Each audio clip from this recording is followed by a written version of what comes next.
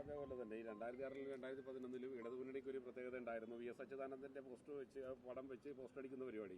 അത് യു.ഡി.എഫിൽ ഇപ്പോൾ വന്നേക്കണേണ്. ചില കോൺഗ്രസ് നേതാക്കളുടെയൊക്കെ പടം വെച്ച്, പ്രത്യേകിച്ചും കെ.സി. വേണുഗോപാലിൻ്റെയൊക്കെ പടം വെച്ച് പോസ്റ്റർ വന്നിട്ടുണ്ട്, ശ്രദ്ധിച്ചിരുന്നു. അവരെല്ലാം കോൺഗ്രസ് നേതാക്കളല്ലേ, അവരുടെ പേരിൽ പടം വെച്ചാൽ ഒരു കുഴപ്പമില്ല, ഒരു തെറ്റുമില്ല. ഏത് കോൺഗ്രസ് നേതാവിൻ്റെ പേരിൽ പടം വെച്ചാലും ഒരു തെറ്റുമില്ല, ആര് വന്നാലും കുഴപ്പമില്ല. അതൊന്നും കുഴപ്പമൊന്നുമില്ല. അതൊക്കെയല്ലേ കോൺഗ്രസ്സിൽ വലിയ ടീമുണ്ട്, നിങ്ങൾ അതിൽ കുത്തിത്തിരിപ്പുണ്ടാക്കാൻ നോക്കണ്ട. ഒരു കുഴപ്പമില്ല. അങ്ങനെ മുഖ്യമന്ത്രി സ്ഥാനാർത്ഥിയുടെ കാര്യമൊക്കെ വളരെ ക്ലിയറാണ്. ഇതിപ്പോൾ CPM-ൻ്റെ ഒരു നറേറ്റീവാണ്, കോൺഗ്രസ്സിൽ വലിയ കുഴപ്പമുള്ളെന്ന്. ഒരു കുഴപ്പമില്ല.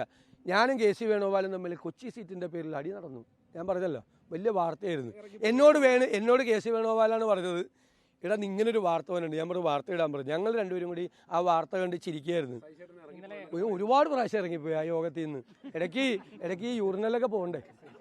അല്ലല്ല, യോഗത്തിൽ നിന്ന് ഒരുപാട് പ്രാവശ്യം ഇറങ്ങിപ്പോയി ഞങ്ങളെല്ലാവരും. പുറത്തു നിന്ന് പോയി ചായ കഴിക്കാൻ പോയി, മറ്റേ വാഷ്റൂമിൽ പോയി ഒരുപാട്. പിന്നെ ഉറക്കം വന്നു കഴിഞ്ഞപ്പോൾ പോയി, ഉറക്കം വന്നപ്പോൾ പോയി മുഖം കഴുകാൻ പോയി. ഇങ്ങനെ എത്ര പ്രാവശ്യം പോയി. നിങ്ങളൊക്കെ വ്യാജ വാർത്തകളാണ് ഉണ്ടാക്കണം, വ്യാജ വാർത്ത. പല സ്ഥാനാർത്ഥികളുടെയും കാര്യത്തിൽ ഞങ്ങൾ ഡിബേറ്റ് ചെയ്ത് കാണും, വേണ്ടേ?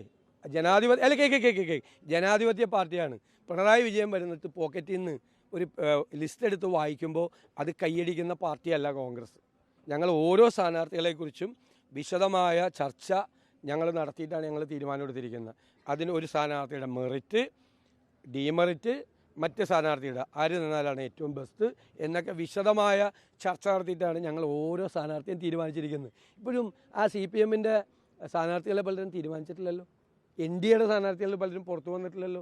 ഞങ്ങളുടെ 140 സ്ഥാനാർത്ഥികളും പ്രചരണം തുടങ്ങിയിട്ട് എത്ര സമയമായി, കാണാനില്ലല്ലോ. ഇന്നലെ G. സുധാകരനുമായി ബന്ധപ്പെട്ട് മുഖ്യമന്ത്രി പറഞ്ഞത് അദ്ദേഹത്തെ പലതവണ ഫോണിൽ വിളിക്കാൻ ശ്രമിച്ചിരുന്നു, അദ്ദേഹത്തെ വിളിച്ച് കിട്ടിയില്ല. പക്ഷേ G. സുധാകരൻ ഇന്ന് അത് നിഷേധിച്ചു, വിളിച്ചില്ല എന്ന് പറഞ്ഞു.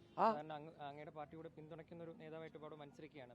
അപ്പോൾ എന്താണ് ഞാൻ അദ്ദേഹത്തെ വിശ്വസിക്കുള്ളൂ, G. സുധാകരന് ഒരു നുണയും പറയില്ല. അദ്ദേഹം CPM നേതാവായിരിക്കുമ്പോൾ പോലും ഞാനന്ന് ഏറ്റവും കൂടുതൽ മന്ത്രിമാർക്കെതിരായി അഴിമതി ആരോപണം ഉന്നയിച്ച പ്രതിപക്ഷത്തെ MLA 2006 തൊട്ട് 2011 വരെ. അന്ന് മന്ത്രിമാരെ നമ്മൾ ആക്രമിക്കുന്ന സമയത്തും ഈ മനുഷ്യനെക്കുറിച്ച് ആദരവോടുകൂടി സംസാരിച്ചിട്ടുള്ള ഒരാളാണ്. നിയമസഭയിലെ റെക്കോർഡിൽ കിടക്കുന്നുണ്ട് ഞാൻ അദ്ദേഹത്തെക്കുറിച്ച് പ്രസംഗിച്ചത് 2008-ലോ 2009-ലോ. ഈ G. സുധാകരനെക്കുറിച്ച് നീതിമാനായ ഭരണാധികാരിയായിരുന്നു. 1000 കോടി കിട്ടിയാൽ 140 MLA-മാർക്ക് വീതം വയ്ക്കും. ഒരു കാര്യം ചെന്ന് പറഞ്ഞാൽ അതിൽ രാഷ്ട്രീയമൊന്നും നോക്കാതെ നേരെ ഏതാണ് നെറി ഏതാണെന്ന് നോക്കിയിട്ട് തീരുമാനമെടുക്കും. അങ്ങനത്തെ ആളാണെന്ന് ഞാൻ അദ്ദേഹത്തെക്കുറിച്ച് നിയമസഭയിൽ വേറൊരു മന്ത്രിയെക്കുറിച്ച് എനിക്ക് ഇതുവരെ പറയാൻ, LDF മന്ത്രിയെക്കുറിച്ച് പറയാൻ, CPM മന്ത്രിയെക്കുറിച്ച് പറയാനുള്ളൊരു അവസരം എനിക്ക് ഉണ്ടായിട്ടില്ല. അദ്ദേഹത്തെക്കുറിച്ച് പറഞ്ഞു, അദ്ദേഹത്തെക്കുറിച്ച് ഇപ്പോഴും ആദരവുണ്ട്. ഞാൻ അദ്ദേഹം പറഞ്ഞതേ വിശ്വസിക്കുള്ളൂ. അതൊക്കെ നിങ്ങൾക്ക് എങ്ങനെ വേണമെങ്കിലും വ്യാഖ്യാനിക്കാം. അദ്ദേഹം ഒരു നിലപാടെടുത്ത് നിന്നു. ഞങ്ങൾ രാഷ്ട്രീയമായ പിന്തുണ അദ്ദേഹത്തിന് കൊടുക്കുകയാണ്. അതിൽ ഒരു ഇതുമില്ല. ആരിഫടക്കം പറയുന്നു അത് മുൻകൂട്ട് G. സുധാകരൻ പ്ലാൻ ചെയ്ത് പോയതാണ്, UDF നേതാക്കളുമായി നേരത്തെ ചർച്ച നടത്തിയിരുന്നു എന്നെല്ലാം. അങ്ങനെ വല്ലതൊക്കെ നടന്നിട്ടുണ്ടോ? അതൊന്നുമല്ല. അത് അദ്ദേഹം ഒരു തീരുമാനം എടുത്തു കഴിയുമ്പോൾ ഞങ്ങൾ അദ്ദേഹത്തെ ബന്ധപ്പെട്ടു. അപ്പോൾ തീരുമാനം എടുത്തു കഴിഞ്ഞിട്ടാണ് ഞങ്ങൾ അദ്ദേഹത്തെ ബന്ധപ്പെട്ടു.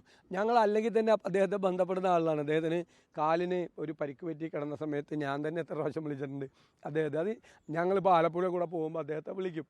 അതൊരു ബന്ധമാണ്, നല്ല ബന്ധമാണ് അദ്ദേഹമായിട്ട് ചെയ്യുന്നത്. ഇപ്പം ഞാൻ പന്നിയൻ രവീന്ദ്രൻ എനിക്കെതിരെ 2011 മത്സരിച്ച ഞാനും അദ്ദേഹമായിട്ട് നല്ല ബന്ധമാണ്, ഭയങ്കര സ്നേഹബന്ധം, വലിയ ഇഷ്ടമാണ് ഞങ്ങൾ തമ്മിൽ അങ്ങോട്ടും ഇങ്ങോട്ടും.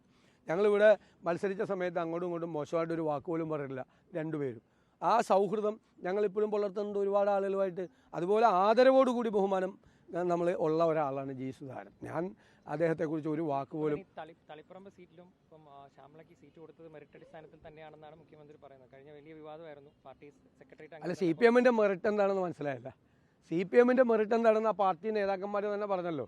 ആ തളിപ്പറമ്പിലെ ഏറ്റവും മുതിർന്ന കമ്മ്യൂണിസ്റ്റ് നേതാവാണ്, കണ്ണൂർ ജില്ലയിലെ തന്നെ ഏറ്റവും മുതിർന്ന കമ്മ്യൂണിസ്റ്റ് നേതാവാണ്. 25 കൊല്ലം അവിടെ ഏരിയ സെക്രട്ടറി ആയിരുന്ന ആളാണ്. ഇപ്പോൾ ജില്ലാ സെക്രട്ടേറിയറ്റിലെ നമ്പർ 1 ആണ്. അദ്ദേഹമാണ് ഇതിനെക്കുറിച്ച് പറഞ്ഞത് അല്ലേ. അവരാണ് ആന്തൂരിലെ ഷാജൻ്റെ ആത്മഹത്യക്ക് പിന്നിൽ പ്രേരണയായി നിന്നത് അവരാണ് എന്നടക്കമുള്ള കാര്യങ്ങൾ പറഞ്ഞു.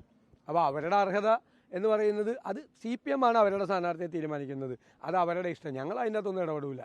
പക്ഷേ പാർട്ടിക്കകത്താണ് എതിർപ്പ്, പാർട്ടിക്കകത്താണ് അതിശക്തമായ എതിർപ്പുള്ളത് സ്ഥാനാർത്ഥികളെ. ഇപ്പോൾ AM ഷംസീറിന് തലശ്ശേരിയിൽ സീറ്റില്ല, അദ്ദേഹത്തിന് ഇത് കൊടുത്തില്ല, വേറെ ചിലർക്ക് കൊടുത്തു. അങ്ങനെ പല പ്രശ്നങ്ങളുണ്ട്. ഞങ്ങളൊന്നും അവരുടെ ആഭ്യന്തര കാര്യത്തിൽ ഇടപെടാറില്ല. അപ്പോൾ അവരുടെ പാർട്ടി അവർക്ക് ഇഷ്ടമുള്ളവർക്ക് സീറ്റ് കൊടുത്തു, ഞങ്ങളുടെ പാർട്ടി ഞങ്ങൾക്ക് ഇഷ്ടമുള്ളവർക്ക് സീറ്റ് കൊടുക്കും. അതിലും ഇടപെടാൻ നിൽക്കേണ്ട ആരും. അത്രേ ഞാൻ പറയുന്നുള്ളൂ. ഇല്ല, നീ രാവിലെ ഇറങ്ങിയിരിക്കുകയാണ്. നീ രാവിലെ അവന് നിന്നെ കണ്ടപ്പോഴേ എനിക്ക് മനസ്സിലായി നീ എന്തോ പരിപാടിയായിട്ട് ഇന്ന് രാവിലെ ഇല്ല ഇവിടം വരെ എറണാകുളത്ത് വരില്ല എനിക്കറിയാം. ഞാൻ സേതി പറയാട്ടാ, കളിയാക്കി പറഞ്ഞല്ല.